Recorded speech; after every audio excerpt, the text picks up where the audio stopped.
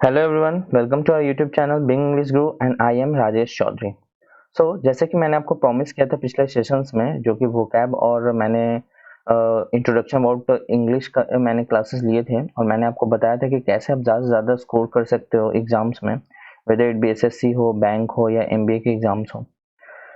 मैंने वोकैब के भी स्पेशल सेशंस लिए थे, जिसमें मैंने दो तरीका आपको बताया था। द फर्स्ट जो मेथड था उसमें क्या था कि कैसे वर्ड्स को आप रूट वर्ड्स में ब्रेक कर करके उसके मीनिंग्स को आप याद रख सकते हो। और जो दूसरा मेथड था वो था निमोनिक्स। कहने का मतलब जिसमें हम लोग मेमोरी कीज को यूज कर रहे थे, है ना, मेमोरी कीज को यूज कर रहे थे। और मैंने आपको बताया था कि अगले सेशंस में हम लोग ग्रामर स्पेशल सीरीज चलाएंगे, जिसमें ग्रामर के बारे में हम लोग पढ़ेंगे और डिटेल्ड ग्रामर। तो ये जो आपका आज का क्लास है वो पूरे ग्रामर के बारे में है कि ग्रामर में आपको पढ़ना क्या क्या है, कौन कौन से टॉपिक्स आपसे एग्जाम में पूछे जाते हैं और किस तरीके के सवाल आते हैं। मीन्स आप मान लो कि एक ब्रीफ इंट्रोडक्शन अबाउट ग्रामर, इसमें आप वो सभी चीजें सीखोगे, जैसे वर्ब क्या होता है, नाउन क्या होता है, मतलब कंप्लीट पार्ट्स ऑफ स्पीच और जो भी अलग अलग पार्ट्स ऑफ ग्रामर है उसको आप पूरे डिटेल में पढ़ोगे। इसीलिए वीडियो को अंत तक देखना ना भूलें। और सबसे पहले आप लोग लाइक और सब्सक्राइब कर दीजिए ताकि ज़्यादा से ज़्यादा लोगों तक ये इन्फॉर्मेशन पहुंच जाए। और आप लोग हमारे टेलीग्राम ग्रुप को भी ज्वाइन कर लो, बिंग इंग्लिश ग्रुप। और यूट्यूब पे भी अगर आप being English group by Rajesh Chaudhary search करोगे तो आपको चैनल भी दिख जाएगा, आप उसको भी सब्सक्राइब कर लेना। ठीक है, चलिए स्टार्ट करते हैं आज की क्लास। और जैसे मैंने पहले भी प्रॉमिस किया था कि grammar is too easy if you follow मी।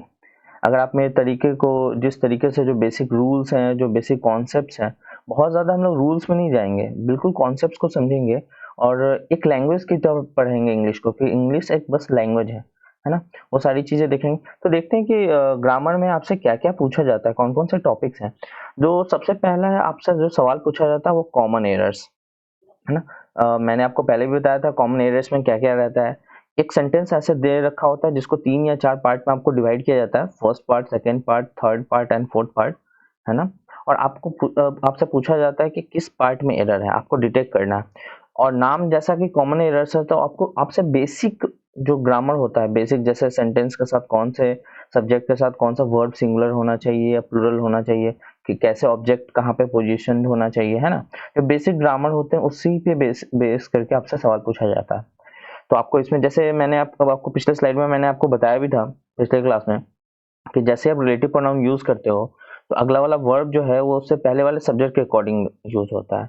और आई जो है वो अपने साथ इज नहीं लेता, बल्कि आई जो है वो अपने साथ क्या लेता है, एम। तो यहाँ क्या हो जाएगा, it is I who am to blame for this bad situation. Next statement में भी मैंने बताया था, my sister has read pages after pages.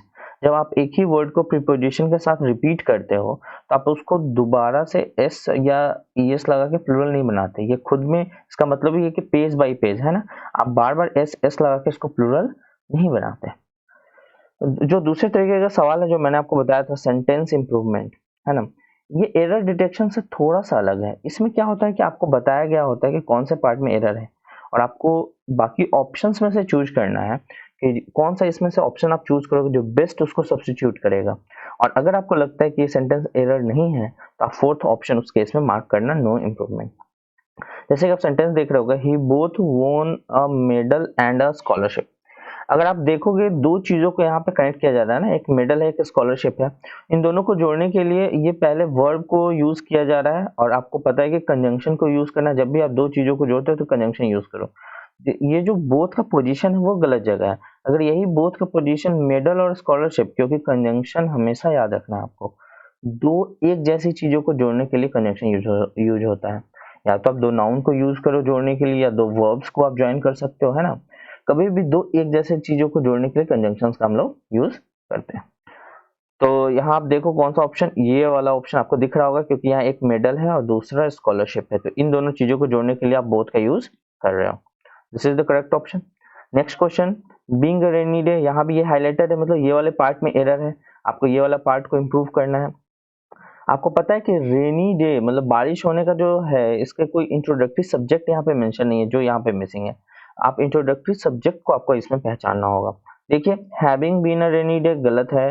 It, हाँ आपको पता है कि इट एक तो नॉन लिविंग थिंग्स या एनिमल्स के लिए भी यूज होता है, और एज एन इंट्रोडक्टरी सब्जेक्ट, जैसे आप बोलोगे अभी 6 ओ क्लॉक हो रहा है, तो आप क्या बोलोगे, इट इज 6 ओ क्लॉक। आज बारिश हो रही है तो इट्स रेनिंग। तो इट जो है वो इंट्रोडक्टरी सब्जेक्ट के रूप में यूज हो सकता है। तो अगर आप इस तरीके से सेंटेंस बनाते हो, जो सेकेंड ऑप्शन है it being a rainy day, तो ये वाला आपका सही हो जाएगा स्टेटमेंट। तो ये दो पार्ट, ये दोनों जो सेक्शन है मेनली ग्रामेटिकल बेस्ड होता है, मतलब जिसमें आपको एरर्स पहले वाले में डिटेक्ट करना होता है, दूसरे वाले में उस एरर्स को आपको इम्प्रूव करना होता है। मतलब आपको पहले से बता दिया जाएगा कि एरर क्या है और आपको उसके बेसिस पे इसको आप इम्प्रूव करो। चलिए, जो तीसरा टॉपिक जो आपसे पूछा था वो वॉइस है ना। ये याद रखना है कि ये सिर्फ ज्यादा से ज्यादा एसएससी वाले एग्जाम्स में ज्यादा इंपॉर्टेंट है ना। एसएससी आप सीजीएल ले लो है ना, एमटीएस ले लो, एसएससी के जितने भी एग्जाम्स है उसमें वॉइस और नरेशन का बहुत ज्यादा वेटेज रहता है। सीपीओ की बात करते हैं जब, तो वॉइस क्या है, नरेशन क्या है, आपने स्कूल में भी पढ़ा होगा, ये सारे आप अगले स्लाइड्स में डिटेल में पढ़ोगे वॉइस और नरेशन के बारे में। किस तरीके के सवाल आते हैं वो मैं अभी इंट्रोडक्टरी पार्ट में मैं आपको बता दे रहा हूँ। वॉइस एक्टिव या पैसिव, अगर एक्टिव में दे रखा है तो आपको पैसिव में कन्वर्ट करना होगा, पैसिव में दे रखा है तो एक्टिव में कन्वर्ट करना होगा। कहने का मतलब इसमें सब्जेक्ट वर्ब और ऑब्जेक्ट जो सेंटेंस का बेसिक स्ट्रक्चर होता है ना, subject plus verb plus object, इसी में आपको क्या करना होता है कि ऑब्जेक्ट को सब्जेक्ट बनाना होता है, सब्जेक्ट को ऑब्जेक्ट बनाना होता है पैसिव में, और एक्टिव में जस्ट वाइस वर्सा। आप देख रहे होगे जैसे पीपल स्पीक इंग्लिश, पीपल जो सब्जेक्ट है क्या, पीपल क्या बोल रहे हैं, स्पीक इंग्लिश, इंग्लिश जो ऑब्जेक्ट है उसको आप सब्जेक्ट बनाते होगे इंग्लिश। और टेंस कौन सा, प्रेजेंट इज है, वाज खत्म, वाज खत्म, English is spoken, spoken by people all over the world, इसमें मिसिंग है, ये वाला पार्ट नहीं हो सकता फर्स्ट पार्ट। और आपको पता है कि बाय पीपल, पीपल जो जेनरिक चीज है, ऐसी चीजों को आप अगर वॉइस चेंज करते वक्त नहीं भी लिखोगे तो वो सेंटेंस गलत नहीं होगा। जैसे कि आपको पता है पुलिस ही चोर को पकड़ती है, तो बाय द पुलिस लिखने की जरूरत समय नहीं रहता। नरेशन, नरेशन में दो तरह के स्पीचेस होते हैं, डायरेक्ट और इनडायरेक्ट। मतलब नरेशन का मतलब होता है कि एक स्टेटमेंट एज इट इज जब लिखा हुआ है उसको आप डायरेक्ट बोलोगे। जैसे आप देख रहे होगे, I said to my mother I will certainly take you to Bangalore this week, ये एज इट इज लिख रखा है, जो जिसने बोला है, जो वक्ता है, उसके स्टेटमेंट को as it is inverted comma में लिख देगा तो डायरेक्ट। अगर आप इसको अपने शब्दों में बोलते हैं तो उसको हम लोग बोलते हैं इनडायरेक्ट। जैसे देखिए, आई सेड टू, इसको आप पास्ट में बदल दो टोल्ड, माई मदर कॉमा हटाने के लिए आपको एक कंजंक्शन लगाना होगा। फर्स्ट खत्म, इसमें कंजंक्शन नहीं है, सेकंड थर्ड में है, टोल्ड का टू नहीं लग सकता, फोर्थ खत्म। दैट आई विल, इसमें एक सन रूल फॉलो होता है, फर्स्ट पर्सन सब्जेक्ट के अनुसार, सेकेंड पर्सन ऑब्जेक्ट के अनुसार, थर्ड पर्सन नो चेंज। तो आई जो है फर्स्ट पर्सन है, सब्जेक्ट के अनुसार मतलब आई का आई ही रह जाएगा, तो थर्ड ऑप्शन भी खत्म है ना। तो इस तरीके से हम लोग वॉइस और नरेशन को ऐसे ही सॉल्व करेंगे। और बाकी बहुत सारे रूल्स है, जैसे दिस का इसमें दैट में बदलना चाहिए, ये सारी चीजें भी होती हैं। यू सेकंड पर्सन है तो ऑब्जेक्ट के अनुसार होना चाहिए, मदर के अनुसार हर आया। तो वॉइस और नरेशन के सवाल जो एसएससी की बात करते हैं तो 20 और 27, देखो कितना ज्यादा वेटेज, ये 22 रहता है ना। मतलब और कम से कम टाइम में अगर आप चाहोगे तो वॉइस के हर एक सवाल के लिए आपको 2 या 3 सेकंड मोर देन एनफ है। आपको इसमें तरीका क्या होता है, टेंस पहचानना होता है, ऑब्जेक्ट को सब्जेक्ट बनाना है। आप पूरे सेंटेंस को नहीं पढ़ोगे, आप एलिमिनेशन लगाओगे। तो आप जब हम लोग वॉइस प्रैक्टिस करते होंगे तो आप वहां पे ये सारी चीजें सीखोगे। तो उम्मीद है कि ये वॉइस और नरेशन भी आपको अच्छे से समझ में आ गया होगा। जो लास्ट टॉपिक है जो ग्रामर से आपसे पूछा जाता है वो फिलर्स है ना। बैंक एग्जाम में सेंटेंस कंप्लीशन आता है, पैरा कंप्लीशन, कहने का मतलब एक पैराग्राफ होगा वो कंप्लीट करने को आपको मिलता है बाकी ऑप्शंस में से। उसमें क्या होता है कि एक स्मॉल पैरा को आपको समझ के कि इसके बाद क्या फॉलो अप होगा उस तरीके से भी आता है। कई बार फिलर्स में क्या एक सिंगल ब्लैंक्स आ सकते हैं या फिर डबल ब्लैंक्स भी आते हैं। तो देखिए जैसे ये एक क्वेश्चन है, फिलर में याद रखना है कि आपको ग्रामर का भी नॉलेज यूज हो सकता है, वोकैबुलरी जो आप पढ़ रहे हैं वो भी, कॉम्प्रिहेंशन तो है ही, क्योंकि जब तक आप किसी चीज को समझोगे नहीं तब तक आप कैसे मार्क करोगे। अब यहाँ पर जैसे ये ग्रामेटिकल बेस्ड है, जैसे आप देख रहे हैं Arun has dash his work. अब आपको पता है कि हैज वर्ब अपने साथ V3 मेन वर्ब लेता है जब भी हेल्पिंग वर्ब होगा तो V3 मेन वर्ब होगा, तो कंप्लीट का V3 क्या होगा, completed.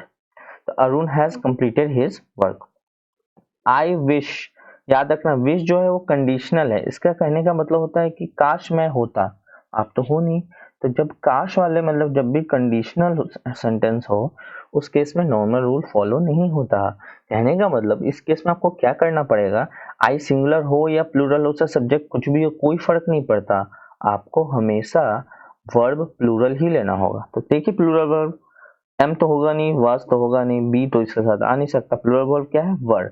I wish I were a pen, काश मैं एक पेन होता। मेरी इच्छा है कि काश में पेन होता, लेकिन आप हो नहीं सकते हो। तो ये भी काफ़ी एक्सेप्शनल रूल है जो आप पढ़ोगे कंडीशनल वाले चैप्टर में। तो इस तरीके से आपसे 5 टॉपिक से सवाल पूछे जाते हैं। Common errors, sentence improvement, voice, narration, feelers और सेंटेंस या पैरा कंप्लीशन। तो चलिए हम लोग देखते हैं कि ग्रामर में डिटेल में हम लोग देखते हैं कि हर एक टॉपिक में, है ना, किस किस टॉपिक से इससे सवाल उठाया जाता है। मतलब पूरे ग्रामर में आपको कौन कौन से टॉपिक्स पढ़ने हैं। चलिए, अगर ग्रामर को मैंने 2 पार्ट में डिवाइड किया है, जैसे मैथ्स में आप पढ़ते हो एक अरिथमेटिक एक एडवांस, वैसे ग्रामर में भी है। फर्स्ट पार्ट है बेसिक, जिसमें आप बेसिक ग्रामर पढ़ोगे, जैसे बेसिक कॉन्सेप्ट्स पढ़ोगे, अल्फाबेट्स के बारे में, सेंटेंस के बारे में, पार्ट्स ऑफ स्पीच पढ़ोगे, है ना। एडवांस में ऐसा पढ़ोगे, वॉइस पढ़ोगे, नरेशन पढ़ोगे, डिटरमाइनर्स। एक्चुअली डिटरमाइनर्स और आर्टिकल्स वो एडजेक्टिव ही है, लेकिन मैं आपको इसमें पढ़ाऊंगा नॉन फाइनाइट वर्ब्स, वर्ब जो एडवांस वर्ब है, कंडीशनल जो मैंने अभी आपको बताया था ना, काश में ये होता, काश में वो होता, question tags, inversion, parallelism, superfluous expressions, वही स्लैंग में जो आप लैंग्वेज यूज करते हो, इंटरजेक्शंस। ये सारी चीजें आपको इस वाले स्लाइड्स में आपको देखने को मिलेगा। तो इस सेशन में हम लोग सबसे पहले इस सेशन में हम लोग सिर्फ बेसिक ग्रामर पढ़ेंगे। ये जो वाला पार्ट है, ये पार्ट आप लोग पढ़ोगे डिटेल में। इसका ब्रीफ इंट्रोडक्शन, आपको हर एक नाउन क्या होता है, प्रोनाउन क्या होता है, पूरे ग्रामर का आपको जिस्ट पता चलेगा। तो इस वीडियो को देखते रहिए और बहुत कुछ सीखने को आपको आगे मिलता रहेगा इसमें। तो स्टार्ट करते हैं। सबसे पहला बेसिक कॉन्सेप्ट्स।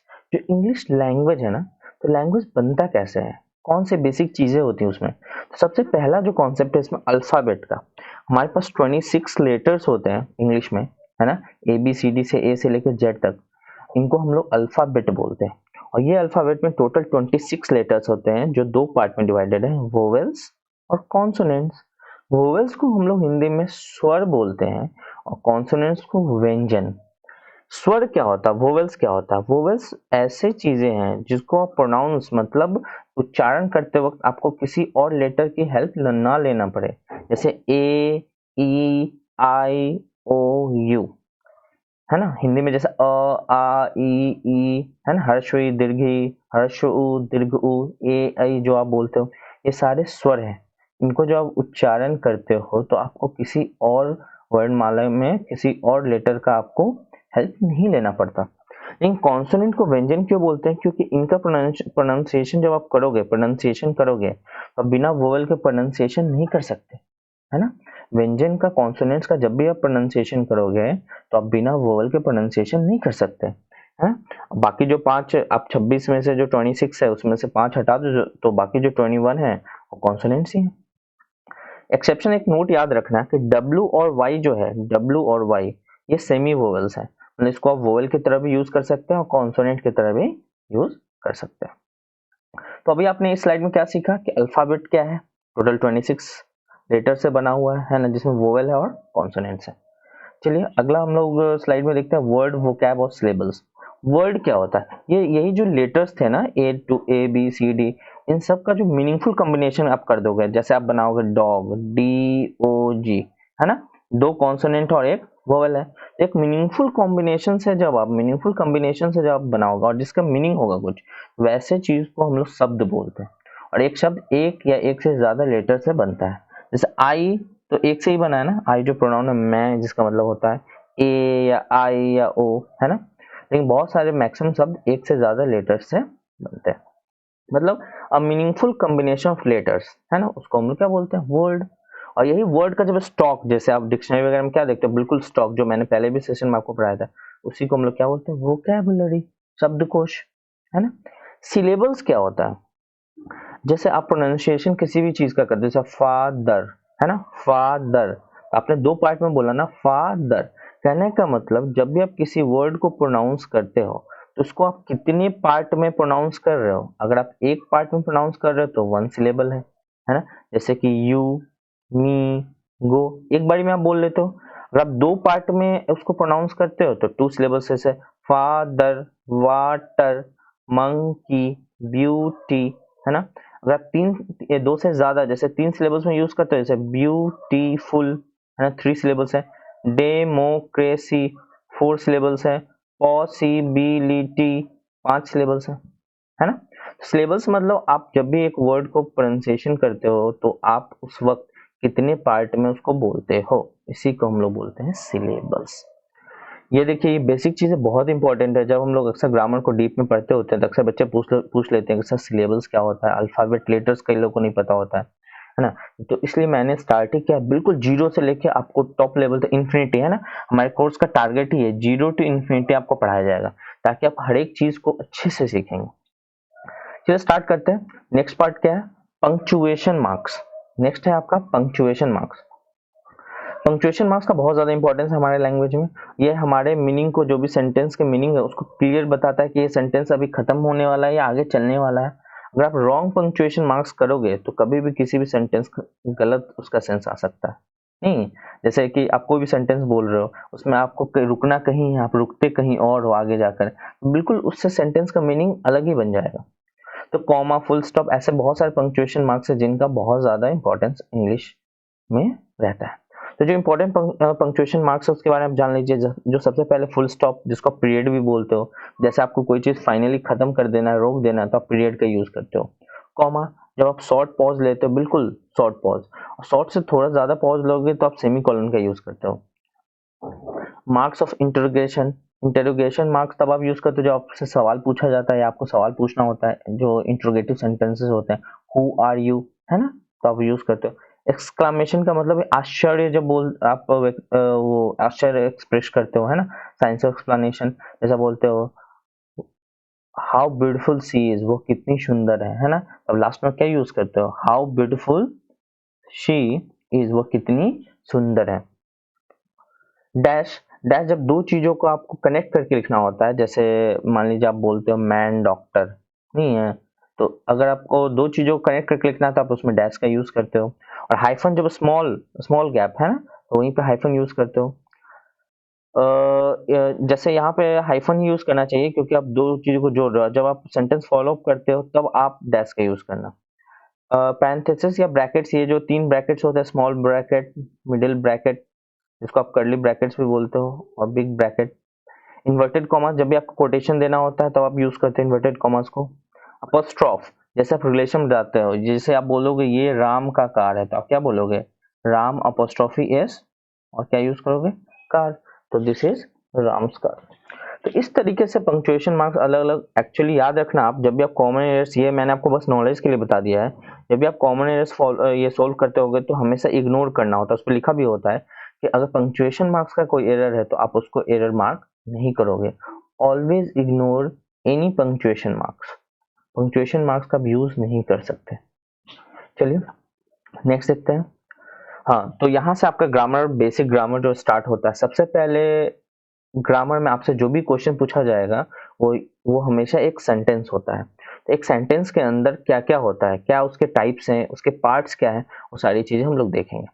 तो सबसे पहले सेंटेंस होता क्या है, जब वर्ड्स का ग्रुप मिला के कोई एक कंप्लीट सेंस बताए, है ना। अभी आपने पढ़ा था कि लेटर्स को मिला के हम लोग वर्ड्स बनाते हैं, है ना, जैसे डॉग, और ऐसे बहुत सारे शब्द, डॉग, कैट, ये सब मिला के जब एक सेंसफुल, है ना, एक कंप्लीट सेंस बनाए तो उसको हम लोग सेंटेंस बोलते हैं। जैसे कि आप बोलोगे Ram is a good boy, आप देख रहे ए 1 2 3 4 5 वर्ड्स हैं, ये 5 वर्ड्स मिला के कंप्लीट सेंस बता रहा है कि राम एक अच्छा लड़का है। तो ऐसे चीजों को हम लोग सेंटेंस बोलते हैं, एक कंप्लीट सेंस बनना चाहिए वर्ड्स के कॉम्बिनेशन को मिलाकर। तो सेंटेंस के पार्ट्स क्या क्या है, एक सेंटेंस एक सब्जेक्ट और एक वर्ब से भी बन सकता है। तो आप पूछोगे सर सब्जेक्ट है क्या, सब्जेक्ट का मतलब होता है कर्ता, कर्ता मतलब जो काम कर रहा है, नहीं, कर्ता जो काम करता है। वर्ब का मतलब क्रिया, जो एक्शन हो रहा है, आप वर्ब के टॉपिक में ये पढ़ोगे भी। एक सेंटेंस में आप देख रहे हो, जैसे यहाँ पे दो ही है, एक सब्जेक्ट है समथिंग और एक वर्ब हैपन। समथिंग हैपन मतलब कुछ हुआ है। माई लेग्स आर एकिंग मतलब मेरे पाँव दर्द हो रहे हैं, है ना। तो सब्जेक्ट और वर्ब सिर्फ इसमें यूज हो रहा है। लेकिन अगर आप चाहोगे कि इसके साथ ऑब्जेक्ट भी यूज करना चाहो तो आप इसमें फॉलो अप कर सकते हो ऑब्जेक्ट को, जिसको हम लोग बोलते हैं कर्म। कर्ता जो काम कर रहा है उसका रिजल्ट कहाँ पे पड़ रहा है ना, कर्ता ने कर्म को किया, है ना। जैसे आई नीड अ रेस्ट, मुझे आराम की जरूरत है, तो आपको किस चीज की जरूरत है, क्या या किसको, वाट या होम से अगर आप सवाल पूछते हो, वाट या होम से अगर सवाल पूछते हो और आपको जवाब मिल जाता है तो आप आसानी से ऑब्जेक्ट को पहचान सकते हो। मुझे क्या चाहिए, तो आई नीड अ रेस्ट, तो रेस्ट क्या है, ऑब्जेक्ट। तो नेक्स्ट है सब्जेक्ट वर्ब के बाद आप ऑब्जेक्ट के बदले कॉम्प्लीमेंट भी जो उसको पूरा करता है ना, कॉम्प्लीमेंट भी आप यूज कर सकते हो। दिस पियानो इज, पियानो क्या है, हैवी है ना, इसको पूरा कर, पियानो कैसा है, तो भारी है। It was a big problem, ये कैसा प्रॉब्लम था, बिग प्रॉब्लम था, है ना। तो इस वर्ब को कॉम्प्लीमेंट कर रहा है ना। तो इस तरीके से एक सेंटेंस में अलग अलग पार्ट्स हो सकते हैं। मेन पार्ट है जो सब्जेक्ट है या वर्ब है या फिर ऑब्जेक्ट है। कई बार फ्रेजेस भी, एडवर्बियल फ्रेजेस भी यूज होते हैं, जैसे it is on my foot है ना, यहाँ on my foot adverbial phrase है। तो इस तरीके से एक सेंटेंस में ये अलग अलग टाइप्स हैं, ये अलग अलग पार्ट्स हैं। तो टाइप्स की भी बात कर लेते हैं हम लोग, टाइप्स ऑफ सेंटेंसेस। सबसे पहला सेंटेंस जो टाइप में है वो असर्टिव या डिक्लेरेटिव, क्योंकि इसका मतलब ही ऐसा क्यों है, क्योंकि ये कोई स्टेटमेंट या असर्शन करता है। असर्शन मतलब किसी चीज को बताना, किसी चीज को कथन करना, एंड असर्ट करना। जैसे आप बोलते हो भारत एक महान देश है, India is a great country, he is a noble man, है ना। तो ऐसी चीजें जो किसी को असर्ट करने के लिए, कोई चीज डिक्लेयर करने के लिए यूज होता है, वैसे सेंटेंस ये बिल्कुल सिंपल सा सेंटेंस होता है, इसमें कोई क्वेश्चन मार्क नहीं, कोई एक्सक्लेमेशन मार्क, कुछ भी नहीं यूज होता है। उसी को हम लोग बोलते हैं असर्टिव सेंटेंस। तो ये दो तरीके का होता है, एक में हम लोग अफर्म करते हैं, एक में निगेट करते हैं। जो आप पॉजिटिवली बोल रहे हो ना, स्टेटमेंट पॉजिटिव, आप कोई चीज को स्वीकार रहे हो, जैसे आई गो टू स्कूल, है ना, आई गो टू स्कूल, मैं स्कूल जाता हूँ। आई सब्जेक्ट है, गो वर्ब है, स्कूल ऑब्जेक्ट। आप कहाँ जाते हो, ये कॉम्प्लीमेंट की तरह यहाँ पे काम कर रहा है। आई गो टू स्कूल, तो आप देख रहे हो ये पॉजिटिव है क्योंकि स्टेटमेंट अफर्म कर रहा है। वही निगेट निगेट करेगा, जैसे आप बोलो मैं स्कूल नहीं जाता हूँ, I do not go to school, तो स्टेटमेंट निगेटिव और डिनाई कर रहा है। ठीक है। तो असर्टिव सेंटेंस जो डिक्लेरेटिव सेंटेंस भी जिसको बोलते हैं वो दो तरीके के होते हैं। पहला है अफर्मेटिव, किसी चीज को पॉजिटिव बताना, किसी चीज को अफर्म करना, और दूसरा है निगेटिव, उसको निगेट करना। बिल्कुल आसान है, समझ में आ गया होगा। सेकेंड पार्ट है इंटरोगेटिव सेंटेंस। नाम से पता चलता है इंटरोगेशन मतलब सवाल पूछना। एक ऐसा सेंटेंस जो सवाल पूछने के लिए यूज होता है उसको हम इंटरोगेटिव सेंटेंस बोलते हैं। जैसे कि व्हाट इज योर नेम, आपका नाम क्या है, क्वेश्चन मार्क याद रखेंगे, है ना। WH से भी बन सकता है, और यस नो मतलब जिसका आप जवाब यस या नो में दे सकते हैं, जैसे इज, एम, आर। सबसे is he a dependable man, क्या वो आश्रित इंसान, मतलब किसी पे आश्रित है, तो आप यहाँ पे सवाल का यूज करते हो, इंट्रोगेशन साइन का भी यूज कर रहे हो। तो एक ऐसा सेंटेंस जो सवाल पूछता है, जो सवाल पूछने के लिए यूज होता है, वैसे सेंटेंस को हम लोग इंटेरोगेटिव सेंटेंस कहते हैं, है ना। असर्टिव हो गया, इंटरोगेटिव हो गया। नेक्स्ट देखते हैं इम्पेरेटिव। इम्पेरेटिव नाम से पता चलता है जो कमांड, किसी को आदेश देने के लिए। रिक्वेस्ट, किसी से आप कुछ पूछते हो, किसी से आप रिक्वेस्ट करते हो, आग्रह करते हो, या फिर किसी से आप इंट्रिटी, किसी के साथ आप एग्रीमेंट करते हो। ऐसे सेंटेंस को हम इम्परेटिव सेंटेंस बोलते हैं। जैसे किसी को बोल रहे हो बी क्वाइट, चुपचाप रहो, शांत हो जाओ। गो अवे फ्रॉम हेयर, यहाँ से जाओ, कमांड कर रहे हो। आप बोल सकते हो please bring me a glass of water, मेरे लिए एक ग्लास पानी लाओ। प्लीज का भी इस्तेमाल कर सकते हो, काइंडली का इस्तेमाल कर सकते हो, है ना। तो ये ऐसे सारे सेंटेंस जो ऑर्डर हो, कमांड हो, रिक्वेस्ट हो, है ना, इस तरीके से यूज होता है, उसको हम लोग बोलते हैं इम्परेटिव सेंटेंस। नेक्स्ट है आपका एक्सक्लामेटरी। नाम से ही पता चलता है, एक्सक्लामेशन मतलब क्या हो गया, आश्चर्य, विस्मयादि बोधक इसको हिंदी में बोलते हैं। जो सडन फीलिंग्स कोई भी बता, प्लेजर का फीलिंग बता सकता है, खुश है कोई, कोई दुखी है, सॉरो, एंगर कोई गुस्सा है, या कोई सरप्राइज है? इन सभी केसेस में सरप्राइज हो, आश्चर्यचकित हो, दुखी हो, या गुस्सा हो, या प्लेजर हो, ऐसे सेंटेंसेस को एक्सप्लेन करने के लिए हम लोग एक्सक्लामेटरी सेंटेंस और एक्सक्लामेशन साइन भी यूज करते हैं। जैसे बोलते हैं हाउ शेमफुल, कितना निंदनीय है। अल्लास मतलब दुख व्यक्त करने के लिए आप अल्लास मतलब हाय मैं बर्बाद हो गया, बहुत दुख आप जब वो व्यक्त करना चाहते हो, एक्सप्रेस करना चाहते हो। आई एम ruined मतलब मैं बर्बाद हो गया, है ना। बिल्कुल बर्बाद जब हो जाते हो तो आप बहुत दुखी होते हो, तो वैसे केस में भी आप ऐसे एक्सप्रेशन को यूज कर सकते हैं। जैसे मैच जीत के आते हो बोलते हैं hurrah we won the match, है ना। यहाँ पे आप एक्सक्लेमेशन साइन यूज करते हो। ये सारे इंटरजेक्शन है, हुर्रा, ओ, अल्लास, है ना। आप इंटरजेक्शन में पढ़ोगे भी, last part of speech use होता है। तो एक्सक्लेमेटरी सेंटेंस क्या है, जिसमें आप कोई भी सरप्राइज या कोई भी सॉरो या एंगर, है ना, इस तरीके से आप एक्सप्लेन करते हो, तो वैसे सेंटेंसेस को हम लोग एक्सक्लेमेटरी सेंटेंस बोलते हैं। जो लास्ट सेंटेंस है, जो लास्ट टाइप ऑफ सेंटेंस, उसको बोलते हैं ऑप्टेटिव। ऑप्ट, है ना, मतलब जो विश, विश जो भी आप प्रार्थना करना चाहते हो, प्रेयर, किसी को कर्स करते हो नहीं, किसी कोई डिजायर को इच्छा रखते हो, किसी को आप श्राप देते हो, ये सभी चीजों को हम लोग ऑप्टेटिव सेंटेंस में बोलते हैं। जैसे आप बोलते हो may God bless him with a son, हे भगवान काश उसको एक बच्चे से आप मतलब ब्लेस करते हैं, है ना। जब भी आप किसी के लिए विश करते हो, आप किसी को बोलते हो मे यू लिव लॉन्ग, काश आप दीर्घ आयु रहे, है ना। लॉन्ग लिव आवर नेशन, हमारा देश लंबे आयु तक रहे, नहीं दीर्घ आयु जिसको आप बोलते हो।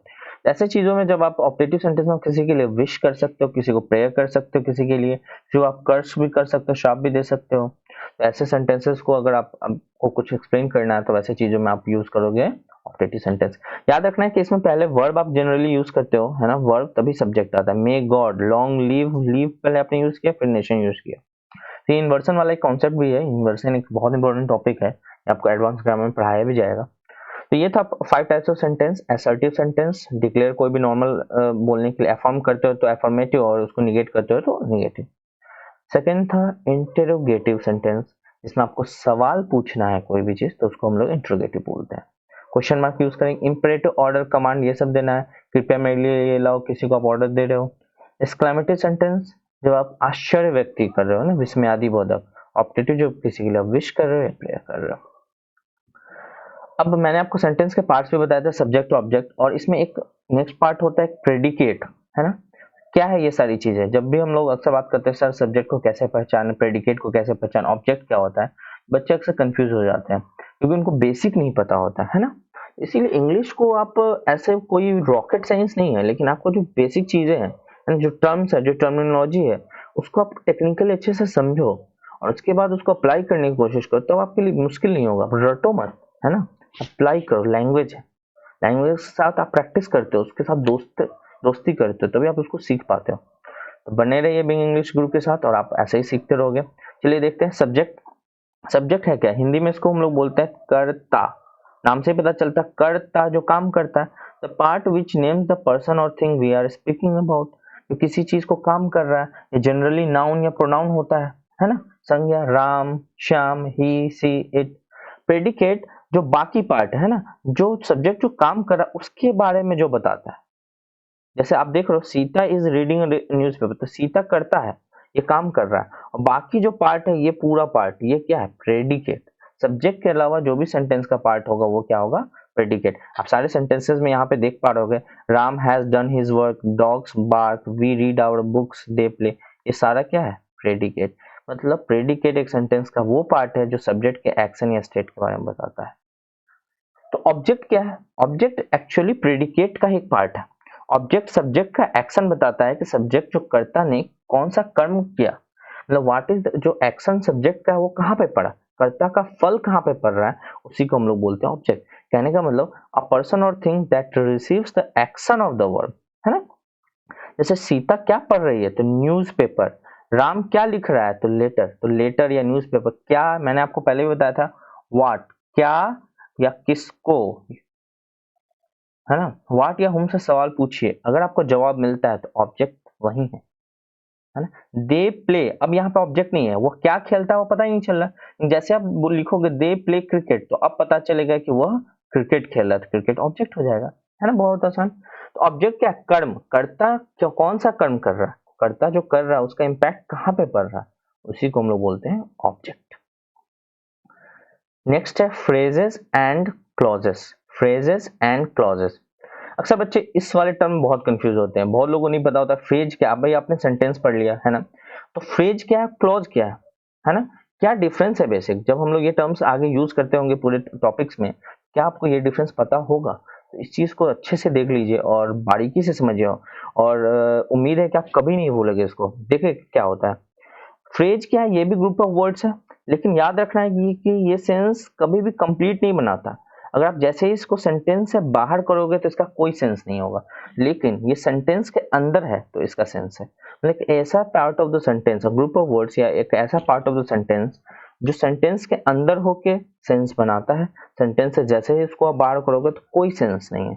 लेकिन क्लॉज ऐसा नहीं है, ये पार्ट ऑफ द सेंटेंस भी है और इसमें सब्जेक्ट और प्रेडिकेट दोनों ही होता है। जैसे आप इसको सेंटेंस से अलग भी करोगे, जैसे he was not well, he said that he was not well, ये आप अलग भी कर दोगे तो इसका इंडिपेंडेंट मीनिंग है। इसका मतलब वो सेंटेंस के अंदर भी मीनिंग रखता है और सेंटेंस के बाहर भी उसका अपना इंडिपेंडेंट मीनिंग है। चलिए देखते हैं। तो he writes letter in the classroom, I throw stones into the lake. अब इनटू द लेक को बाहर करोगे तो कोई उसका मीनिंग होगा? बिल्कुल भी नहीं होगा। और जैसे इनटू द लेक को आप सेंटेंस के पार्ट में रखोगे, I throw stones into the lake, तो अब इसका मीनिंग होगा कि मैंने पत्थर लेक में, झील में फेंक दिया है। जैसे she has a chain which is made of gold, है ना।